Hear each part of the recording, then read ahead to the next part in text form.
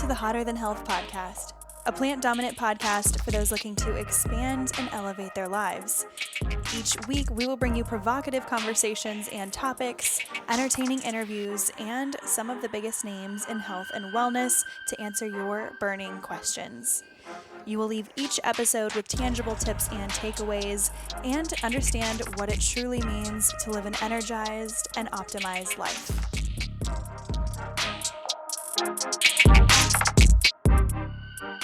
If you've listened to this podcast for any extended period of time, you know that I've got something new for you. I have been working with Organifi for almost 2 years now, and you know that I have loved their protein. I use it in my coffee, in my oatmeal, in my chia seed pudding. I drink it with water plain, in my smoothies, whatever. But let me put you on something else. You know that I love to ensure that I'm not getting extremely stressed out. I know that if I drink coffee on an empty stomach in the morning, even if I've had my water, even if I've meditated, whatever, if I drink plain coffee with nothing else in it except for my creamer, then I know that I'm getting those jitters. And that is not what I want. So I have been doing a little bit of protein in my coffee in the morning. But what I do recognize is that sometimes the protein doesn't always mix in perfectly, especially if I reheat it in the microwave a couple of times because I like my coffee piping hot. So what I have been doing is recommending the collagen. Organifi just came out with a risk-free money-back trial guaranteed for the Organifi collagen.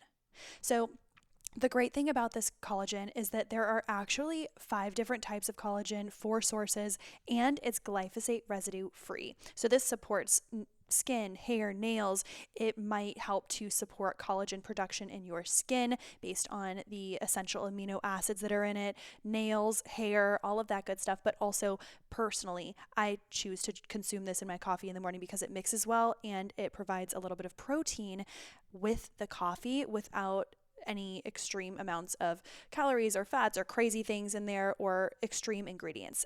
Let me also say this is not a vegan supplement. The collagen is not a vegan supplement, but it does have bovine hide, collagen peptides, hydrolyzed fish collagen peptides, bone broth, and a protein concentrate, but it does not have any flavor. That is what I love about it. I mix it in. I'll do half a scoop. It's optimal for gut health, metabolism, cardiovascular health, autoimmune or immune system strength and support. So you can mix it into your coffee, blend it into your yogurt, into your smoothie, and you cannot go wrong. And I really do love that it has no flavor.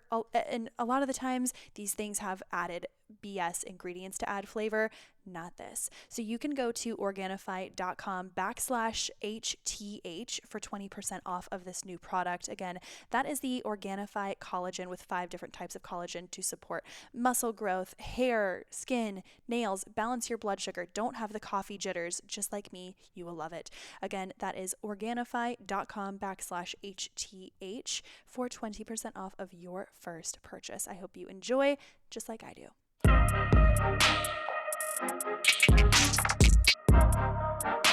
Welcome back. Thank you for listening to this week's episode of Hotter Than Health and Wellness Podcast. We are doing another solo episode this week focusing on the topic of fat loss versus weight loss. And we'll get into that in just a minute because I have been really thinking a lot about hearing people talk about how they're trying to change their body before bikini season, or they'll go on an extended fast, or they're doing a detox, or they're trying to gain muscle, or there's all these feelings of, oh, well, I'd love to lift weights and look like these girls that I see on Instagram, but I don't want to get bulky and I'm scared I'm going to get bulky, or every time I lift weights, I feel like I'm bulking and I'm swollen. We're going to get into all of that today and debunk some myths, also provide a bit of context behind what is actually happening in our bodies and what the pros and cons are. This is not to say that you need to be doing any certain thing. This is really just to arm you with the information that could be helpful if you decide to go down one route or the other, or even if you are observing changes in your body and you want to understand them a little bit better. There are so many times when we consider getting into a more regimented workout routine, or we are interested in eating a bit healthier, or we have a certain goal, whether we're trying to put on muscle, we're trying to fit into a certain dress, or whatever it is, and going through the proper motions of doing it in a healthy way. This is not a recommendation. This is not me saying that one size is better than the other. This is not saying anything other than just arming you with some facts and data about what's going on in your body at certain times and because of certain protocols. And here's where this is really stemming from is I'll let you in on a little something right here. I've been talking about this on the podcast, and I'm positive that if you have listened for any extended period of time, you have picked up on different transitions. This podcast has been going on for nearly 6 years. If there wasn't some variation in my nutrition, fitness, goals, the way that I'm moving and consuming fuel, if there was zero fluctuation or change or adaptation, then what are we doing here?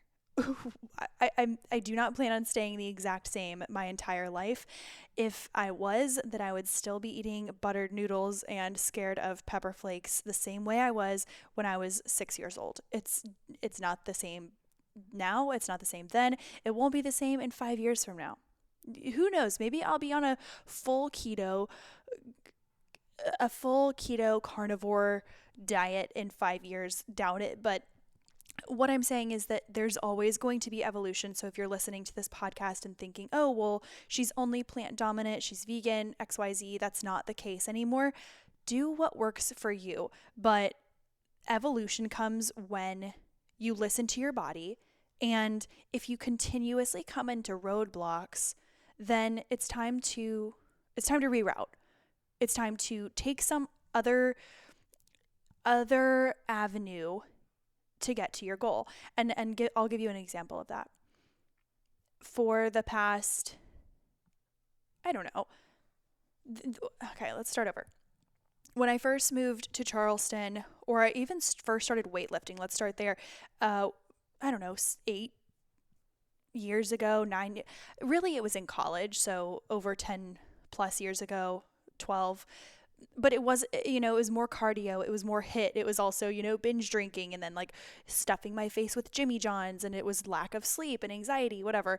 And then as I got progressively more into structured weightlifting and still doing HIIT, but incorporating heavier weights, focusing more on form, and really getting into more of like the personal training side of things and getting more into that, that's when nutrition really started to evolve. I was focusing more on protein. So at that point, I was eating a bit of meat. I think that was 7 or 8 years ago. When I moved to Charleston, I went cold turkey and I was all plant-based, like fully plant-based vegan, wouldn't touch cheese, wouldn't sniff it, wouldn't look at it, barely did gluten. I was almost orthorexic to the point where I don't want to use that word lightly, but it was obsessive, which again, I think that I'm one of those people that has to go through a lot of extremes to figure out what works. Some people aren't like that. Some people are more intuitive. But I think that in order to fine tune my intuition, I had to go through all of those different fluctuations. And I've spoken about this extensively, about my experience with MyFitnessPal and counting macros and counting calories, which I do think it's important to understand what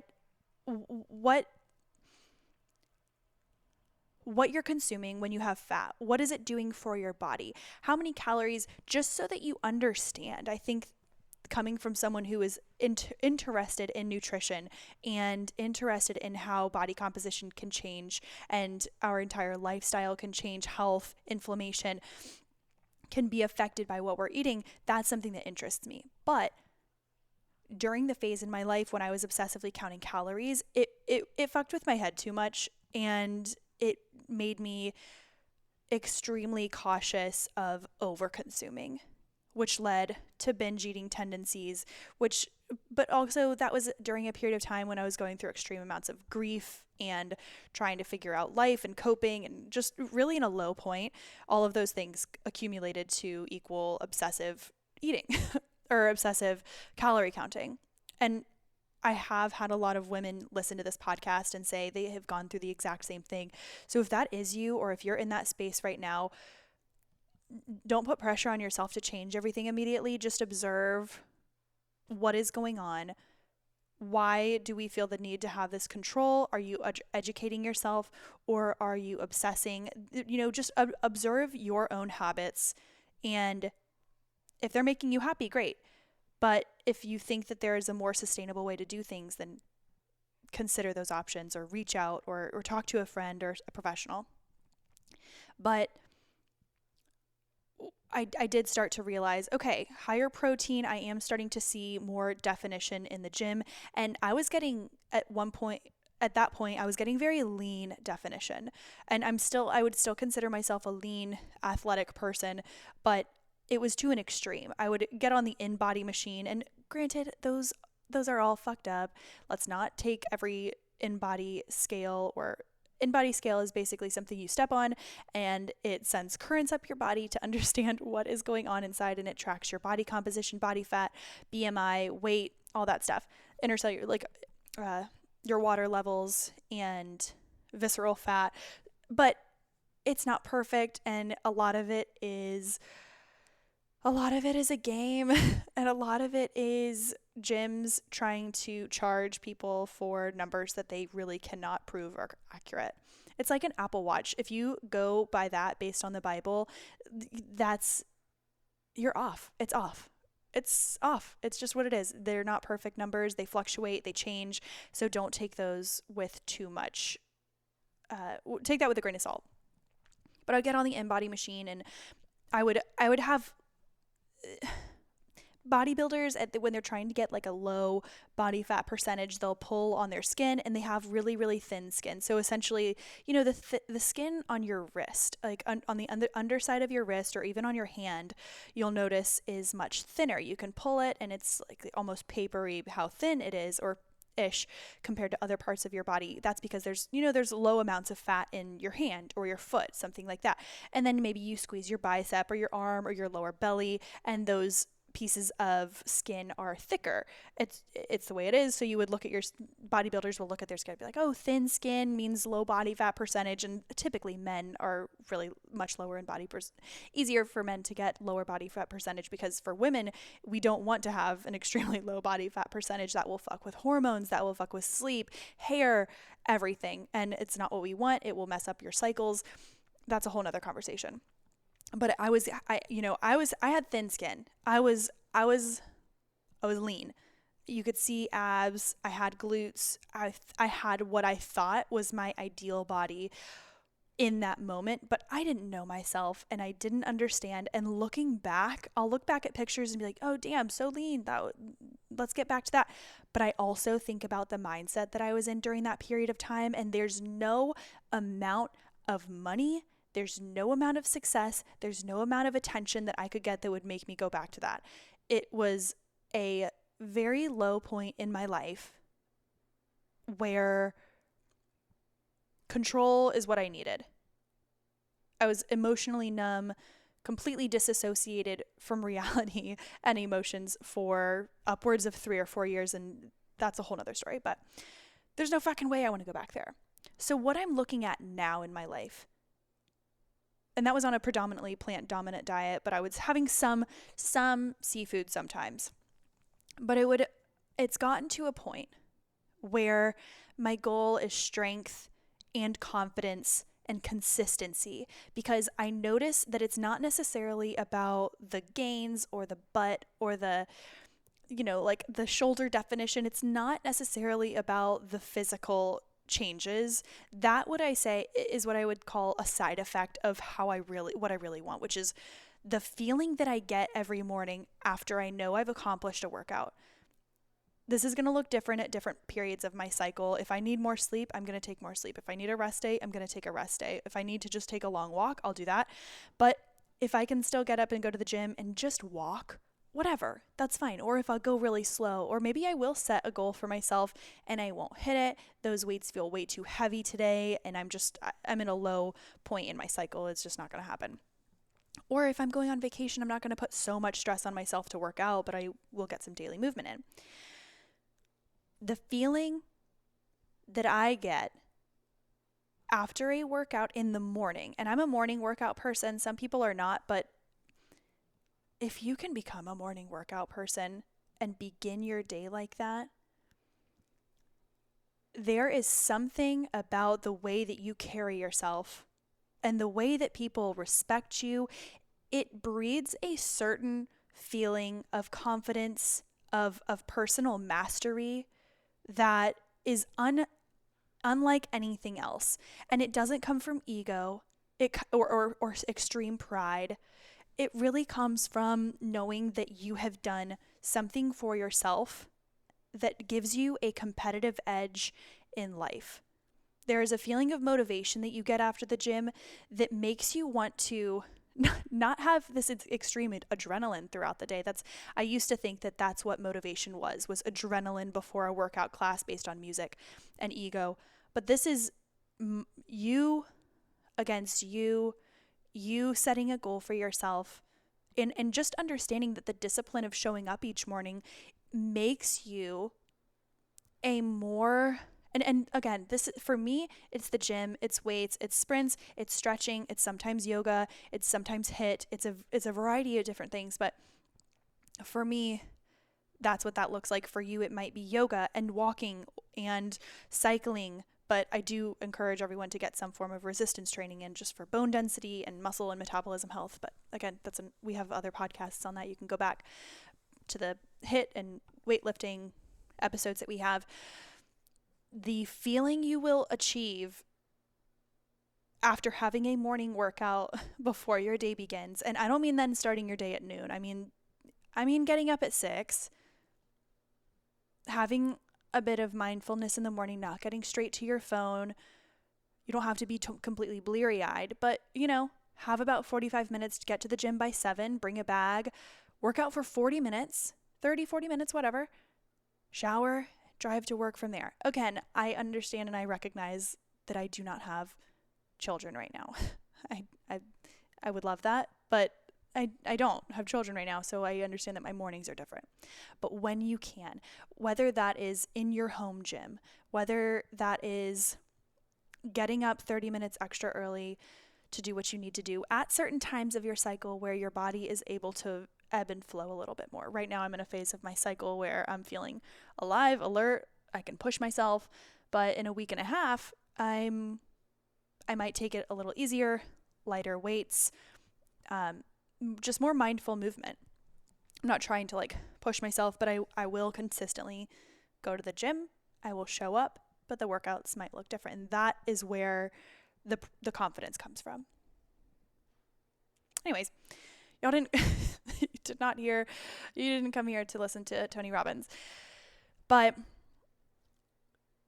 what I do want to talk about is the difference between weight loss and fat loss.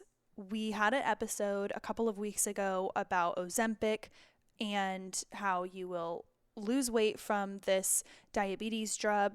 It also has screen names like semaglutide. There's one that even Elon Musk mentioned. Someone mentioned, oh, you lost all this weight, blah, blah, blah. And he plugged the form of semaglutide or weight loss drug that he was using, diabetes drug that he was using to lose weight. He's like, trust me, this is not real life. And here's something to consider. When you are losing weight, you are considering the number on the scale. The number on the scale often relates to water weight, muscle, fat, bones. It's essentially your fat mass and what's called your lean body mass. It's everything put together. If you go to bed again, we're just keeping simple numbers. I don't expect anyone to be 100 pounds. This is just for simple math. You go to bed and you're 100 pounds, which means when you wake up in the morning, that's after a full day of eating, drinking, normal square meals and fueling yourself properly, pooping, whatever. You have, let's say, 8 hours of sleep. And before you have any water in the morning, you weigh yourself. You could be 95 pounds. You could easily lose 5 pounds. I mean, again, these are just general numbers.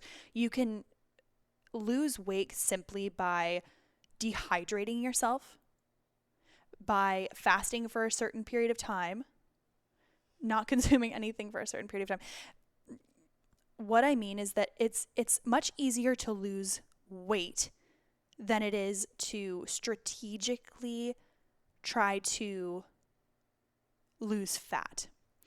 Now, I posted a question on my Instagram this morning.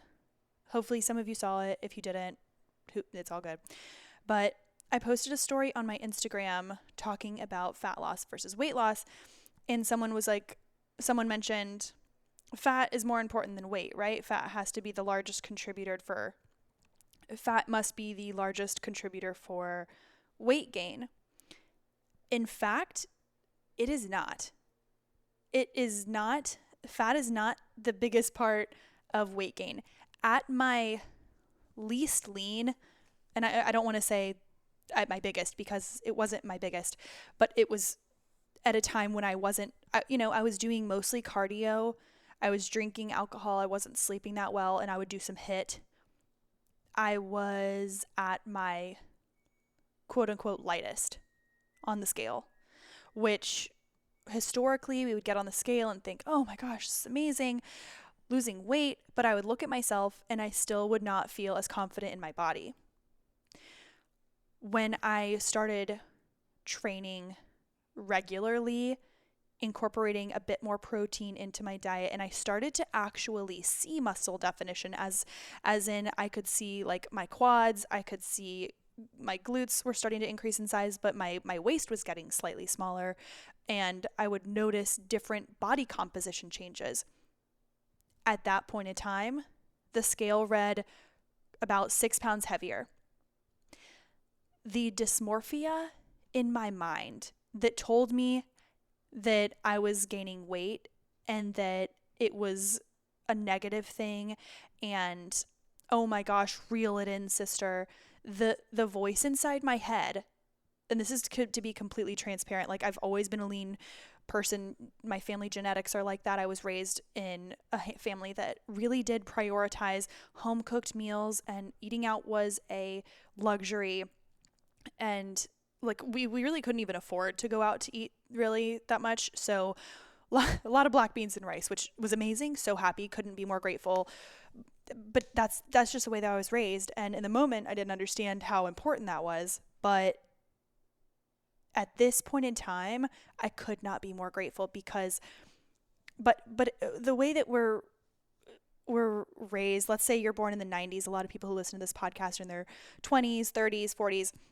Maybe you're born around the 90s, or your parents were raising you with like the South Beach diet and lean cuisines and calories and low fat and all these things.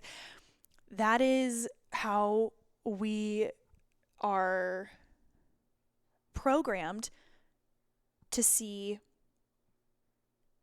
change in our body. That is how we are programmed to define success. Whereas, again, like anything in life, like with this podcast, with the way we eat, things evolve. I genuinely believe unless there is a specific doctor recommendation, hey, you need to lose a certain amount of weight before we can let you on to X, Y, and Z type of medication or some type of surgery, or whether maybe it's your blood pressure needs to come down. If you drink only coffee and smoke cigarettes and sleep, or not, probably not going to sleep, and, do cocaine, you will absolutely lose weight. You will absolutely lose weight. But again, at what cost is the weight loss? Now we understand at this point how to lose weight, which is essentially dehydrating, starving yourself, extreme caloric deficit, not necessarily focusing on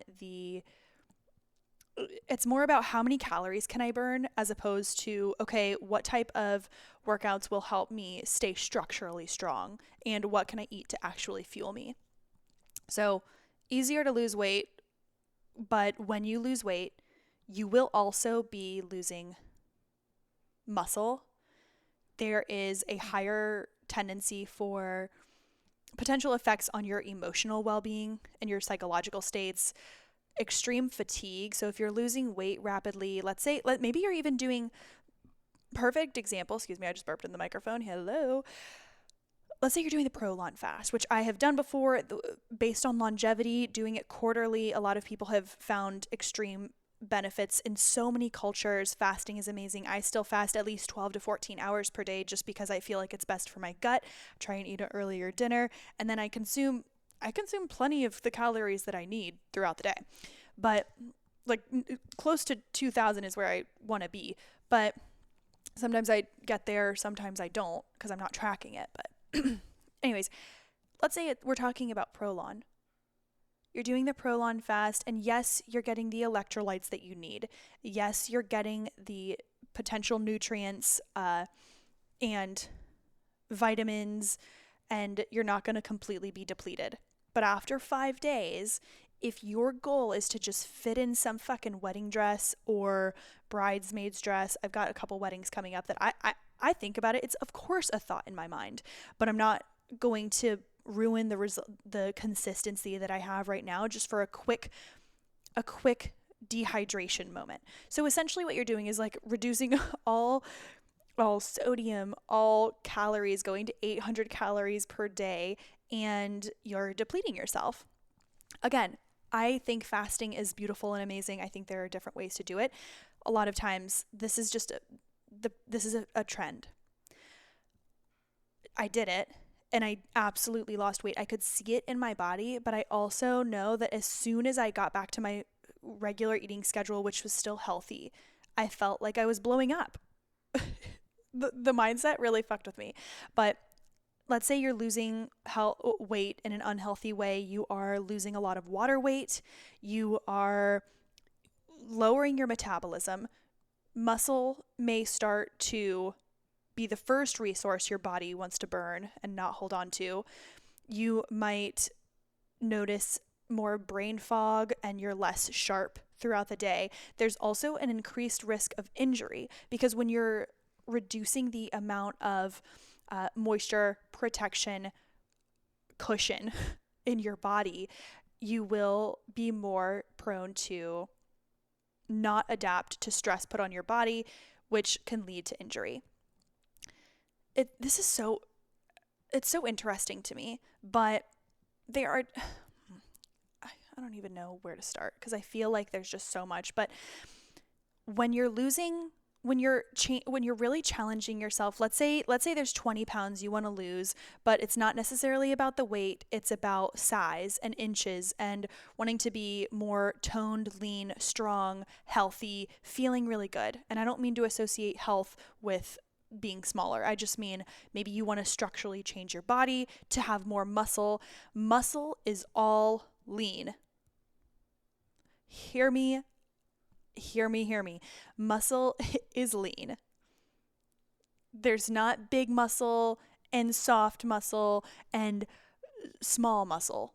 Muscle is lean, and what is around it is bone, cells, water, and structures that will help, like fascia, to hold it all together. If there's a larger amount of fat around it, that's when people think, oh, well, I'm getting bulky. Maybe it's an overconsumption. Maybe it's also an adjustment period of a few weeks to a few months of getting into these certain weight training habits or workout habits that your body is just adapting. So give yourself some time. I think that we all expect to see results within 1 to 2 to 3 weeks. And I know that if I say that out loud, people are like, oh, well, that's not realistic. We all know that's not realistic, but it's how we all think. It really is. And when you know that, okay, here's a little analogy for you. And I know someone's going to be like, oh, well, I had a friend who did this and it worked out perfectly. That's fucking great for you. It's not the case always, and it's generally not. So hear me out. We've all heard of love bombing, which means you get into a new relationship, you start talking to someone, and they are obsessed with each other. Like, These two people are in love immediately. They cannot get enough of each other. The sex is amazing. They can't leave each other's side. They are doing everything together. They are planning their entire lives within the first month or two, or even 3 or 4 of dating. They're, saying all these great things to each other, and they're totally obsessed, love bombing. Oh my God, I can't wait to spend the rest of my life with you. How have I gone my whole life without seeing you? I'm so happy, never been happier. All that. When we all know the couple that rushed into it, and then about 6 months in, some crazy red flags pop up and everything blows up immediately. Or they get married and then they immediately get divorced. Whereas with a slow burn, you get to know each other, you catch a vibe, you go out to dinner, you get drinks, you start to get to know each other eventually, you introduce each other to your friends and your family, and then after 6-7 months you're like, I love you, and it's sustainable, and and it's still passionate, but it's sustainable. That is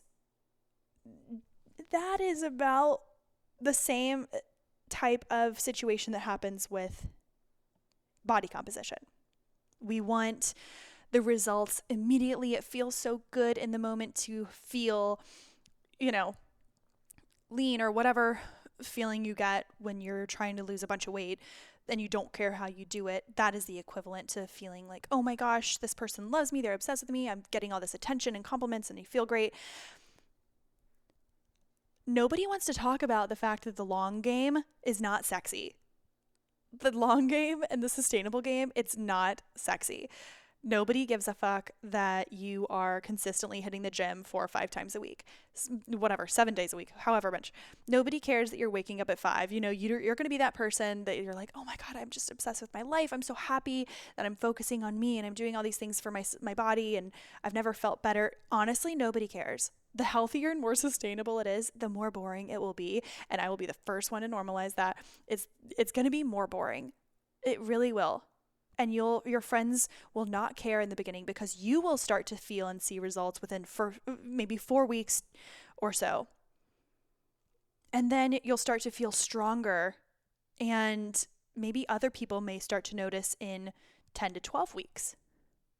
And then maybe after 5 or 6 months, you're buying new clothes. You are changing your life, and the people around you are inspired to do the same.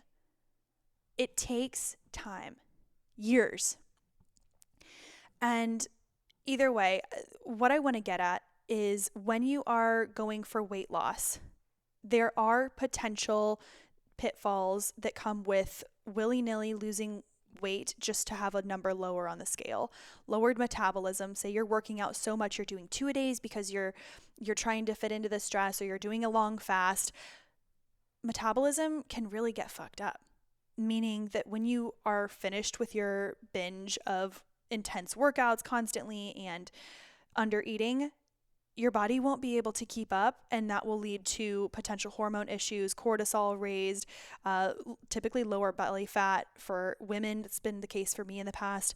And then fatigue. You might feel like your skin is dull, or your hair is thinning, or your nails aren't as strong, or you have zero sex drive at all, or maybe your period is irregular. There are going to be a lot of issues that come with that. Whereas if you do decide to sustainably, slow, steady process, incorporate more weight training, higher protein, eat at maybe a slight caloric deficit, but still getting your protein and your fats and your carbohydrates, you're fueling yourself properly.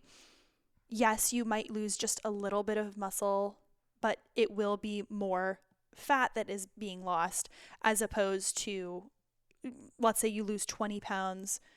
Maybe if you're doing that with the proper sustainable way of doing it, you will see that 15 of those pounds were fat, maybe 5 pounds of that were muscle. Again, these are general numbers, but if you lose 20 pounds and you don't give a shit how you do it, and you're just kind of eating 1,000 calories a day, and you're doing 2-a-days, and you're doing hot yoga, and you're doing everything you can to sweat, I guarantee you will feel soft. You will not feel stronger, and your metabolism can be torched, and likely there will be a majority muscle loss as opposed to just fat loss. There will be fat loss, but it will be mostly muscle because muscle is heavier than fat. Fat is lighter than muscle.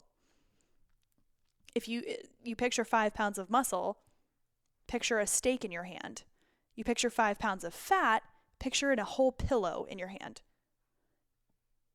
They take up different space. If that's not clear enough, I don't know what it is. Oh my God, half an hour has gone by. Jesus, Mary and Joseph. Either way, I hope that this has been somewhat helpful in conceptualizing and also normalizing that it's going to take time. The progress and the strategic body composition change is boring, but that means I'm telling you, if you stay consistent, it might be boring to everyone else, but it will not be boring to you because you will get more interested in it. You will feel more excited to keep accomplishing your goals. You're working out in the morning. It's setting up your day for motivation and clarity and positivity in a way that other people's validation cannot. It is a better feeling than when you're first talking to someone new. You get that awesome morning text and you are so hyped that they're texting you and you're like, oh my God, this day is untouchable. But if you go to the gym and you get your workout in and you really do conquer yourself first, nobody can touch you, and that is how you create more security within yourself. You create that personal mastery. You create that muscle to mind to motivation connection. Oh, buddy, I am so excited because so it's Wednesday. It's Wednesday the 12th, and also, of course, y'all are not going to be surprised to hear that I'm in a different space this week than I was last week, and a different space this week than I will be next week when I'm in Houston. So tomorrow, I'm going to California. I am so pumped. I've got tickets with a friend in San Diego to go to a John Mayer concert. We're going to a John Mayer acoustic solo tour, and this is the time in my life when I can do it. I know I said, like, bummer I don't have kids. Eventually I will, but right now I don't. And this is the time to just get out there and see the country and do what I can do to have some fun before I really lock it in. And then I move the next week to Charlotte, which I'm pumped about. But what I'm also really pumped about is the fact that, honestly, okay, a lot of people who listen to this are also working out a ton. They are working out a ton, and what happens when we work out? We sweat. And what happens to our hair when we sweat? It gets fucking dirty, and it's disgusting. And what do we do with our hair after we work out? It's so frustrating. That's been one of my pitfalls. I feel like I just slick it back, and I'm not someone that looks that great with slick back hair. I literally look like a dildo. I just look like a pipsqueak, like a pinhead doink with my hair pinned back, but there's really not much I can do because my hair just looks greasy and it's dry on the ends, but it's super nappy and knotted, gnarled, and gross, and I don't have time to style it. Not only do I not have time to style it in the gym in the morning, but I'm not great at it, and I don't quite understand how to roll the brush. Whatever it is. So I have all these broken and damaged pieces of hair, and it looks like I am going through postpartum hair loss because of these tiny baby hairs in my head. And what I've been doing is going to Modern Salon. Modern Salon is in Charlotte, North Carolina. I've been going to the one, if you're in Charlotte, this is super pertinent to you. If you're looking for a new person to do your hair, whether it's I'll go there, once a month and just get a blowout. But what I've been having them do, it's Modern Salon at South Park. That's the one I go to. I go to Eleanor. She's the shit. I just really like her. We can talk about weightlifting. We can talk about dudes. We can talk about hair, whatever it is, life. It's just easy, good people. And it's like a very chic salon. And I needed a new one moving to Charlotte. And she gave me this heat protectant spray for my hair. She said, Liza, if you are going to be working out and locking your hair back or wearing a baseball cap when you work out, you need to be protecting your hair when you're drying it. And I was like, lady, what do you mean? Like, I don't know how to use a bunch of these products. She said, spray this in your hair when it's when it's air drying, so not when it's super wet, but when it's slightly damp but enough to be absorbed before you blow dry or before you straighten it or before you use your Revlon curler or your Dyson hair wrap. But it's called an Icon Welder. I am obsessed with it. It's by EVO, and they sell it at Modern Salon in South Park and Charlotte. But they did give me a code because I've just been so obsessed with working with them. But the code is HTH if you want to get 15% off your first service. So what I do is if I have a seminar, which is Tuesday through Thursday, I don't want to mess with anything. I want to be in the zone. So I usually go on Monday and get a blowout, which is, I think, I don't know, 40, 45 bucks. So worth it to not have to deal with it for the whole week, but happy to set you guys up with this coupon. Again, it is Modern Salon. If you're in Charlotte, take a look. I'm obsessed with these people. Ask for Eleanor. She's so sweet. Or ask for anyone. They're all amazing, but Eleanor is my girl. Use the code HTH, hotter than health, HTH to get 15% off your first service. And again, I've been using the EVO Icon Welder. It's the heat protection spray. And I also just really like the branding. I hope it's doing something. I'm kind of waiting. I've only used it a handful of times, but it smells really nice. And it makes me, it's one of those products that makes you feel like you know what the fuck you're doing with your hair. Do you see what I mean? I hope that this episode has been helpful, and I am so excited to talk to you all next week and give you all the details about California and all the wellness, all the trends, and all the beautiful people. But have an amazing rest of your week, and I will talk to you next Thursday.